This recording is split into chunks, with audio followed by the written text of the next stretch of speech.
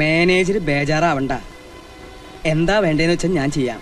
50 ലക്ഷത്തിന്റെ കാര്യമല്ലേ ഉള്ളൂ. സാറിന് ആ തുക നിസ്സാരമായിരിക്കും, പക്ഷെ ഞങ്ങൾക്ക് അങ്ങനെയല്ല. എത്രയും പെട്ടെന്ന് തുക അടച്ചില്ല എന്നുണ്ടെങ്കിൽ ഞങ്ങൾക്ക് ജപ്തി നടപടികൾ തുടങ്ങേണ്ടി വരും. ഇപ്പൊ ഞാൻ പറഞ്ഞത് ശരിക്കും തനിക്ക് മനസ്സിലായോ? എങ്ങനെയുണ്ട് എന്റെ ഐഡിയ? ഇത് സ്കട്ട് മിസൈൽ തകർക്കും. പക്ഷെ കോടതിയിൽ എന്ത് കാരണം പറയും? ആ ഭാഗം എനിക്ക് വിട്ടേരെ. തൊട്ടാ ഷോക്കടിക്കുന്ന ഒരു സാധനം ഞാൻ ഒപ്പിച്ചോളാം.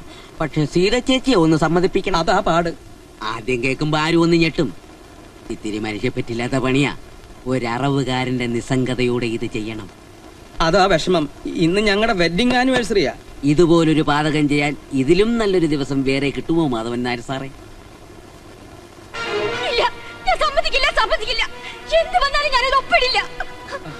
എന്റെ സീതയെ എല്ലാം നല്ലതിന് വേണ്ടിയല്ലേ ഞാൻ ഈ പറയണേ. ഈ പെറ്റീഷനിൽ നീ ഒപ്പിടണം.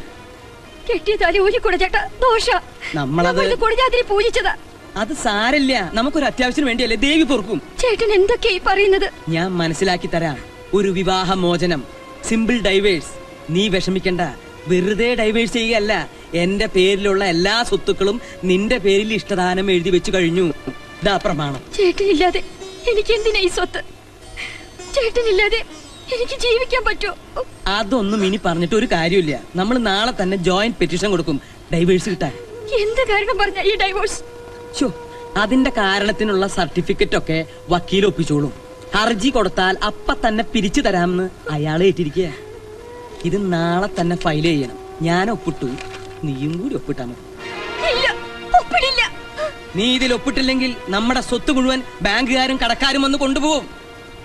കമ്പനിയുടെ കടബാധ്യത 2 കോടിയാ. അതിൽ 1 കോടിക്ക് ഞാൻ സമാധാനം പറഞ്ഞേ പറ്റൂ. എന്നാലും വേണ്ടില്ല, ഞാൻ ഇതിന് കൂട്ടി നിൽക്കില്ല. എങ്കിലിത് സംഭവിക്കും. നമ്മൾ കഷ്ടപ്പെട്ടുണ്ടാക്കിയ സ്വത്ത് മുഴുവൻ കടക്കാര് വന്ന് കൊണ്ടുപോകും. പ്രായമായ മോളുടെ കൈയും പിടിച്ച് നമ്മൾ തെരുവിലിറങ്ങും. വല്ല വാടക വീട്ടിലോ കടത്തിണ്ണയിലോ അന്തി ഉറങ്ങാം. ജീവിതം മുഴുവൻ പട്ടിണിയിലാവും. മോളെ ഏതെങ്കിലും ഒരു നിർധനന്റെ കയ്യിൽ ഏൽപ്പിക്കേണ്ടി വരും. നമ്മുടെ മോളെ ഇങ്ങനെ വഴിയാധാരമാക്കാനാണോ നമ്മൾ ഇത്രയും കഷ്ടപ്പെട്ടത്?